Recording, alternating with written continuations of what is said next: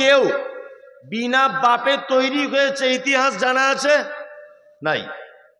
তাহলে তিনটে পদ্ধতি আপনাদেরকে বললাম।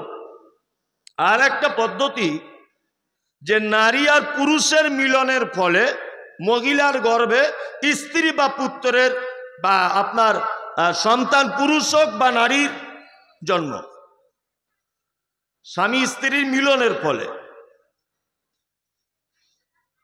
এই পদ্ধতিটা আজও পর্যন্ত আমি মমতাজুল ইসলাম, আমি পর্যন্ত, আপনি আব্দুল্লাহ, আপনি আব্দুর রহমান, আপনি আব্দুল খালিক, আপনি পর্যন্ত এটা বর্তমানে বাস্তবে আছে, কিন্তু বাকি তিনটে আর নেই।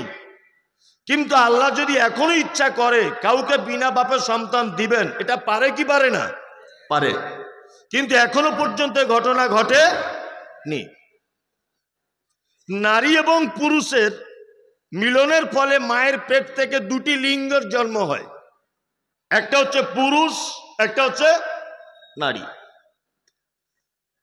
একজন মহিলা বাচ্চা তার মায়ের পেটে থাকা অবস্থাতে মায়ের যে অসুবিধাগুলো হয়, যেমন পেটে আসার সাথে সাথে মায়ের মেন্স বন্ধ হয়ে যায়, মায়ের পেট আস্তে আস্তে ফুলতে থাকে, মা অসুস্থ বোধ করে, মায়ের বমি বমি ভাব লাগে। আর তারপর একটা ছেলের ক্ষেত্রে একই, মায়ের পেটে শিশুটি কন্যা হোক শিশুটি পুরুষ হোক একই, মায়ের পেট থেকে পৃথিবীতে এলো তারা। আল্লাহ সুবহানাহু ওয়া তাআলা বলছেন সুম্মা সাবিলা ইয়াসসারা, মায়ের লজ্জাস্থান অর্থাৎ যেখান থেকে বাচ্চাটা পৃথিবীতে আসবে, আল্লাহ তাআলা বলছেন সুম্মা সাবিলা ইয়াসসারা, আমি সেই জায়গাটা পর্যাপ্ত পরিমাণে যতটা একটা বাচ্চা পৃথিবীতে আসার প্রয়োজন ততটা প্রয়োজন মতো আমি তার মায়ের রাস্তাকে প্রশস্ত করে দিই। এখানে একটা কথা আপনাকে বলে রাখছি, এখানে সব শিক্ষিত মানুষ আছেন, যদি আমার কথাটা কেউ কেটে দিলে দিতেও পারেন, আমার কোনো অসুবিধা নেই। আর আমি একজন মানুষ যে আমাকে একটা বাচ্চা ছিল যদি ভুল সংশোধন করে দেয়, আমি একেবারে তার জন্য দোয়া করতে করতে ভুল সংশোধন করে নিই। এটা আমার একটা খারাপ বা ভালো চরিত্র যা বলতে পারে। একবারও বলি না যে কেন, এতটুকু বলি যে তোমার প্রমাণটা পেশ করো, যদি এটা সঠিক হয় অবশ্যই আমি এটা মেনে নিলাম, কারণ আমি মানুষ, আমি ভুলের ঊর্ধ্বে নয়। আমাদের বর্তমান মায়েদের যে সমস্ত বাচ্চাগুলি হয় তার দেখবেন এখন 100% বলা যেতে পারে, ইল্লা মাশাআল্লাহ দুটো একটা ব্যতিক্রম, সব সিজারে বাচ্চা হচ্ছে না? হচ্ছে।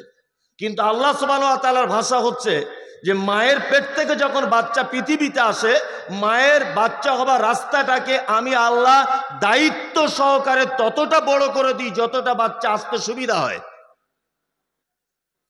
তাহলে বলুন তো, আল্লাহর এই কথাটা 2023 সালে এটা বাস্তবে রূপ দেওয়া খুব কঠিন না সহজ? কঠিন। আসলে এই ব্যাপারটা আমাদের মায়েদের 100% দোষ। যদি বলছেন কোন জায়গায়, ডাক্তারবাবু যখন পেটে বাচ্চা এসেছে তখন বলছে শুধু আপনি ভিটামিন যুক্ত খাবার খান, হরলিক্স খান, আপনি মানে হাই প্রোটিন খান। হাই প্রোটিন খাইয়ে খাইয়ে বাচ্চাটা মায়ের পেটে যতটা প্রয়োজন ওজন হওয়ার আল্লাহর পক্ষ থেকে তার থেকে ডবল ওজন করে দিচ্ছে ডাক্তারবাবুরা তাকে ভিটামিন খাইয়ে খাইয়ে। এমন এক পর্যায়ে আসছে যে মায়ের রাস্তা দিয়ে বাচ্চাটা বার হওয়াটা বড় কঠিন হয়ে পড়ছে। এক পর্যায়ে একটা বিজনেস চলছে যে মেয়েটাকে আনো, নার্সিংহোমে ভর্তি করো, পেটটা কেটে বাচ্চাটা বার করো, 50,000 টাকা খরচা। কি বললাম বুঝলেন? এক কথা পৃথিবীতে এলো নারী পুরুষ দুজনাই। আচ্ছা, পুরুষ বাচ্চা মায়ের যে রাস্তা দিয়ে পৃথিবীতে আসে, নারী বাচ্চাও তো মায়ের একই রাস্তা দিয়ে পৃথিবীতে আসে না? আসে। পুরুষ বাচ্চা হওয়ার পরে মায়ের জরায়ু থেকে রক্ত খনন হয় 40 দিন। একজন নারী বাচ্চার ক্ষেত্রে একই পদ্ধতি। একটা নারী বাচ্চা তার মায়ের যতদিন দুধ পান করে একটা পুরুষ বাচ্চা ততদিন করে। এক কথাতে বাচ্চা পৃথিবীতে আসার পরে টোটাল নিয়ম পদ্ধতি যা কিছু আছে পৃথিবীতে আসা পর্যন্ত পুরুষ নারী এক না আলাদা? এক। এবার পৃথিবীতে চলে এলো, একদিন দুদিন তিন দিন পার হয়ে গেল, দিন পড়লে এবার 7 দিন, কদিন? 7 দিন। মুহাম্মদ সাল্লাল্লাহু আলাইহি ওয়াসাল্লাম বলছেন তার সুন্দর একটা নাম রাখো, তার পক্ষ থেকে একটা আকিকা দাও, পুরুষ হলে 2টো দিয়ে দাও বকরি, নারী হলে একটা দাও। কেউ যদি গরিব মানুষ হয়, দুস্থ মানুষ হয়, সে যদি তার ছেলের পক্ষ থেকে একটা দেয়, কোনো সমস্যা নেই। এই পর্যন্ত হুকুম যা কিছু আছে সব একই পদ্ধতি, না আলাদা, একই। শুধু আকিকার ব্যাপার 2টো আর একটার ব্যাপার, তারপরেও পুরুষের পক্ষ থেকে একটা দেওয়া যাবে। চলুন এবার আস্তে আস্তে করে বাচ্চা 2টো বেড়ে উঠেছে, বয়স তাদের 7। কত? 7। আল্লাহ নবী সাল্লাল্লাহু আলাইহি ওয়াসাল্লাম কি বলছেন? মুরু আওলাদাকুম বিসসালাত, তুমি তোমার বেটাকে, তুমি তোমার বেটিকে সালাতের আদেশ করো। 7 বছর বয়স, বাপ ট্রেনিং হিসাবে তার বাচ্চাকে হাতে নিয়ে পুরুষ বাচ্চাকে মসজিদে যাবে, মা সে নিজে বাড়িতে সালাত আদায় করবে।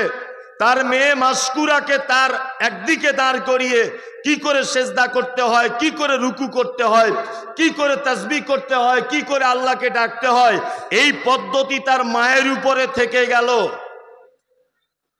আস্তে আস্তে দুজনা বড় হলো, 10 বছর বয়স হয়ে গেল, দুজনার নামাজ ফরজ।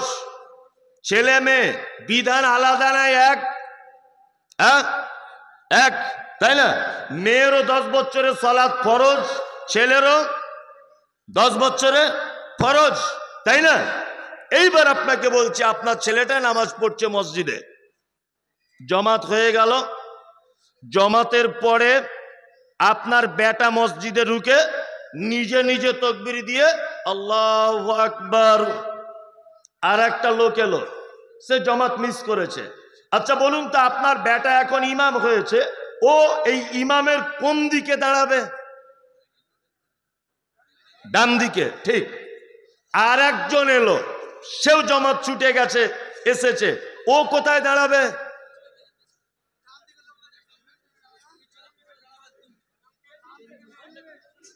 দাঁড়ান দাঁড়ান, সবাই মিলে বললে তাই বুঝতে পারবো না। এক, প্রথম নম্বর কথা জেনে নিতে হবে, যে ইমামতি করছে তাকে ভেবে নিতে হবে যে কেউ আসতে পারে।